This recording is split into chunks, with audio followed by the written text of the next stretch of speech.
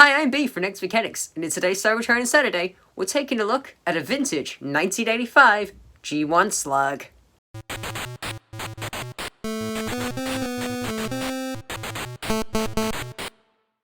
Now, I'm gonna just get this out of the way before anyone has a go at me in the comments. I'm calling him Slug, not Slag, because I'm British and slag is rude. Now, this figure is over double my age, which is kinda terrifying. Considering all that though, my figure's mostly complete. He's got a couple of wonky stickers and some scuffed chrome, and he's not got any of his accessories, unfortunately. But he's still got all his limbs, so he's doing better than most of the ones I find on eBay. We're starting off in robot mode, and this is really cool to see where it all began. He's one of the original Diaclone molds, and you can tell only by this little cockpit in his chest. Other than that, he just looks like a really cool 80s robot. The chromed feet and chest, the die-cast waist, it's a lost art. Just the style, all of it is just so iconic. Nowadays, we're all focused about cartoon accuracy and hyper-articulation. This was when they were just toys. And very well built ones, I might add. Despite being 38 years old as I record this video, he's got really strong joints. Mainly thanks to them all being screws, so that if they ever get loose, you can just tighten them up again.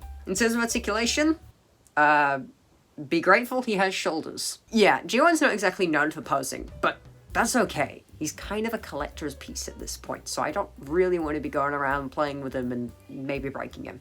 Slug is actually one of my favorite Transformers, and I've accidentally accrued quite a lot of him over the years. And yeah, each one brings something unique to the table, and it's really fun to see where they all got their inspiration from. I noticed Power the Primes actually takes more so than others, even down to the black head, red eyes. Now for transformation, and it's simple, but also kind of terrifying. And the reason I say that is that the upper half is absolutely fine. Shunk in the fists, flip up the mouth, swing down the wings, and then you have to deal with the tail.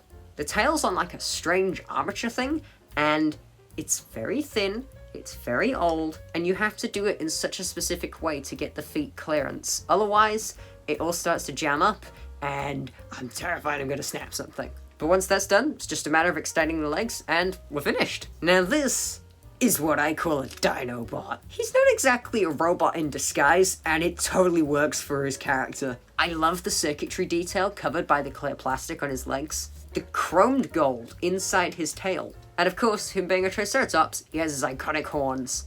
One thing I love that I completely forgot about was that he has a rub sign. For those of you that are unaware, a rub sign is a little sticker on the figure, and if you rub it with your finger, or just generally get it warmer, it'll change colour, revealing their faction. Which, as we all know, is an Autobot for Slug, but it's still really cool. Since he's a beast former, he has a little bit of posability here, mainly just at the base of his joints, but his back legs also have a knee bend. I guess technically his tail can wiggle around too, but it doesn't look very natural. And finally, the mouth opens. So that's G1 Slug. The question I have is, where does G1 fit in a modern collection? They're not super accurate, they're not super posable, they're kinda delicate, and more often than not, they're in a very bad condition. So is it worth trying to track down these vintage toys? Yeah, 100%. To play with? No.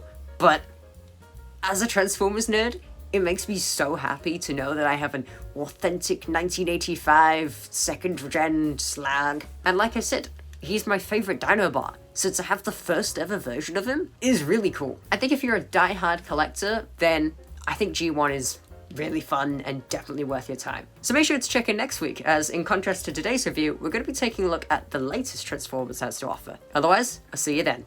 Farewell!